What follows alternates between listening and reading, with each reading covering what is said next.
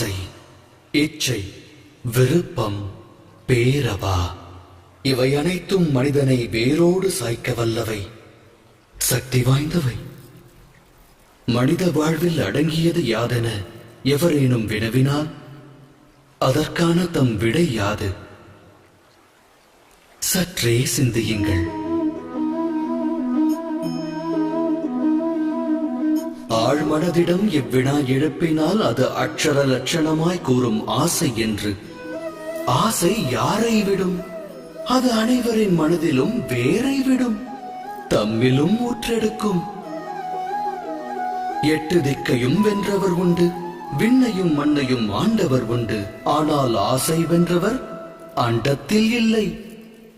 ஆசையெனும் மோகத்தை தேடுவதன் மூலம் அனைவரும் அலைவர் அல்லும் பகலும். எனினும்